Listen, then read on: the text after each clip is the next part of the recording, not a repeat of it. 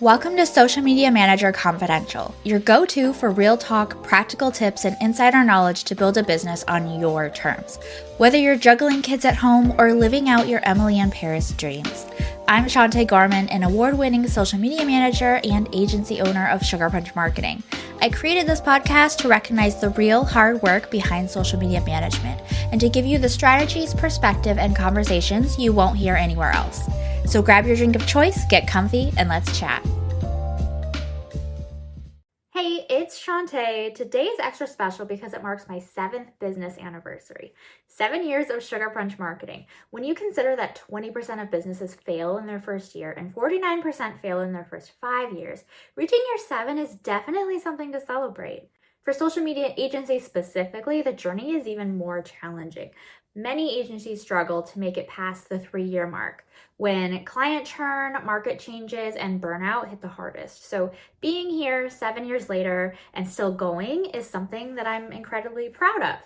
Today, I'm sharing the seven for 7 years of business, get it? 7 biggest mistakes I personally made building Sugarpunch Marketing. This isn't going to be one of those vague mindset tips, fluff pieces. I'm giving you the exact systems and solutions I use now that I wish I'd started with. My first big mistake was niching down before I had firsthand experience working with different types of clients and industries. Different industries come with completely different client personalities and needs. For example, startups typically have smaller budgets but are willing to take risks. They're scrappy, often disorganized, and they need things done on the fly. It's challenging and fast-paced. Realtors, on the other hand, are usually glued to their phones, respond quickly, but often need reminders about deadlines. The established ones in high-cost areas typically have larger marketing budgets, so everything has its pros and cons. What I've learned is that you can't effectively niche until you understand these dynamics from experience, not just for when someone tells you in a Facebook group or a membership. What works instead is specializing in a service rather than an industry initially. You can become known for Instagram management, video content, or carousel design while still exploring which client types are the best fit for your working style and business goals. I think a lot of us make this mistake when starting an agency is we try to look bigger and more established than we are by hiding behind a business name and generic branding. What I've learned is that people hire people, even when they're hiring an agency. Your unique perspective, approach, and personality are major differentiators in a crowded market. Building a personal brand alongside your agency creates trust and connection before clients ever get on a call with you. It shows them the person behind the scenes and gives them a sense of your values and expertise. This doesn't mean sharing your personal life if you're not comfortable with that. It simply means showing your professional perspective and approach to the work that you do. Mistake number 3, my early portfolio was a joke. I had all these pretty graphics and clever captions that showed zero actual skills that clients care about. What I've learned from hundreds of client calls is that they're looking for specific evidence that you can create content that sounds like them, not like you, manage a calendar without them having to chase you, adapt to platform changes without panicking, and most importantly, get them actual results. The most effective portfolio pieces demonstrate these capabilities through before and after examples, specific results metrics, and client testimonials that highlight how you solved their problems. For social media managers just starting out, focus on showcasing the specific skills you want to be hired for, not just your prettiest designs or cleverest captions. Mistake number 4 is talking to other social media managers, not clients. This mistake actually led to a whole second business for me, but it wasn't helping my agency grow. I was creating all this content about advanced strategy, talking about algorithm theories, sharing behind the scenes, agency building tips, and you know who engaged with that content? Other social media managers. It took me embarrassingly long to realize my ideal clients, busy business owners, didn't care about that stuff at all. What they actually wanted to know was basic things like how often they should post, what kind of content works best for their industry, how to measure if their social media is working, simple ways to create content efficiently. When you focus your content on answering these client questions rather than impressing your peers, you'll attract the people who actually want to pay for your services. Mistake number 5, early in my agency journey, I handled each client relationship differently. There was no standardized onboarding, reporting, or communication process. It was absolute chaos. I was constantly reinventing the wheel. Clients were confused about what to expect, and honestly, it looked unprofessional.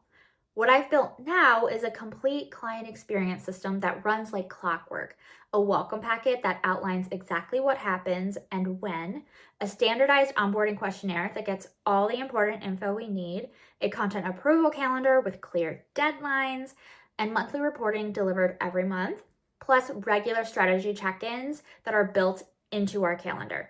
I even have little touches like sending a custom gift after signing, celebration emails when we hit big milestones. And this system means that clients know exactly what to expect. My team knows exactly what to deliver, and I'm not constantly putting out fires. Our client retention has drastically increased because of these systems. Mistake number 6. This mistake cost me thousands and thousands of dollars and nearly made me quit.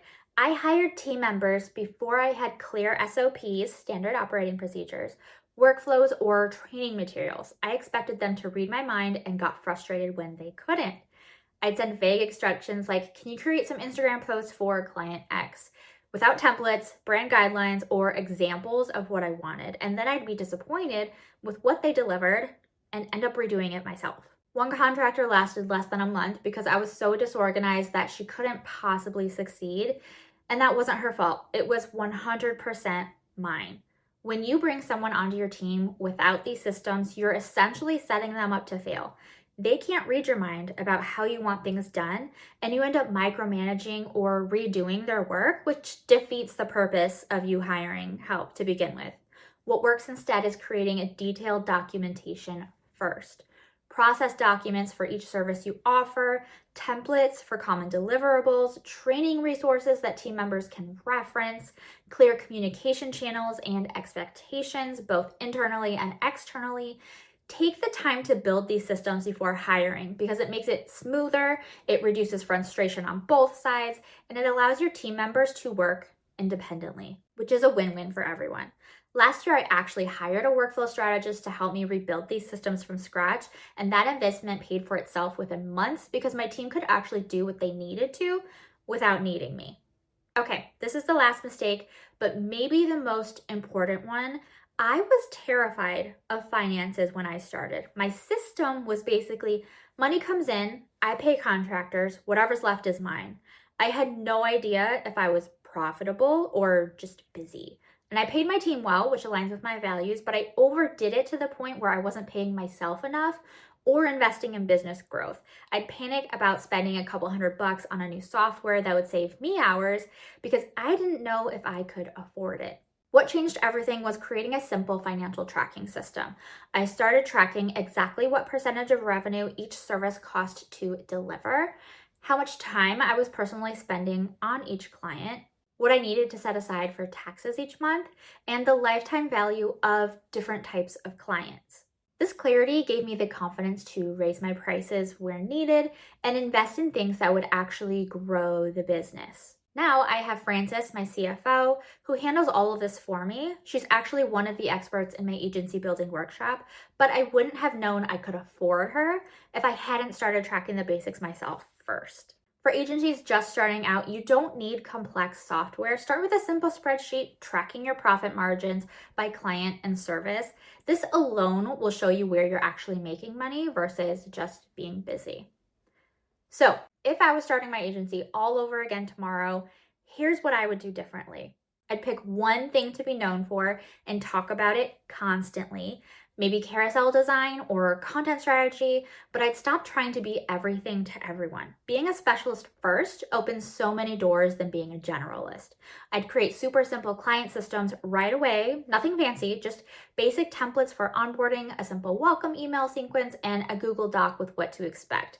Even the most basic system beats the chaos that I created for myself. And I'd pay myself first, period. No more whatever's left after everyone else gets paid approach. I'd set a real salary for myself and treat it like any other non-negotiable business expense. I document everything I do as I go, quick Loom videos or simple checklists for processes as I create them. It's so much easier than trying to remember how you do things when you're finally ready to hire help. And I invest in the right tools from the start. I wasted so much time with free versions and workarounds that actually cost me more in the long run. Sometimes paying for the right software is the cheapest option when you factor in your sanity. Looking back, I think about all the late nights and stress headaches that these 7 changes would have saved me. But hey, at least now I can help you avoid making the same mistakes. You know, after rebuilding my agency last year, I realized how critical the team building phase is. It can either multiply your impact or multiply your problems. And that's why I asked the 2 experts who helped me rebuild, Francis, my CFO, and Gabby, my team care workflow specialist, to join me for a workshop called Building an Agency, Sustainable Scaling for Social Media Managers.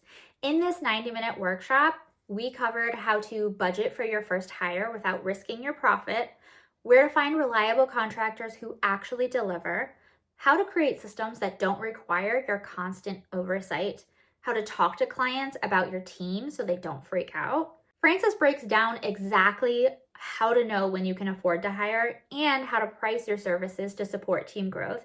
And Gabby shares her exact process for onboarding new team members, including the checklist she uses for every new contractor. This workshop is $297, which I know isn't small, but honestly, one good contractor who stays with you for 6 months or more is worth at least 20 times that investment. The link is in the description if you're ready to grow beyond a one-person show. So remember, if you're in those crucial first 5 years of your social media agency, focus on one system at a time. For most of you, I'd recommend starting with your client experience because that directly impacts retention and referrals. If this helped you, please engage, follow, subscribe wherever you're listening. It genuinely helps me help you because I'm only human, and seeing the views and the follows increase tells me that you like what I'm doing and I should keep doing it for you.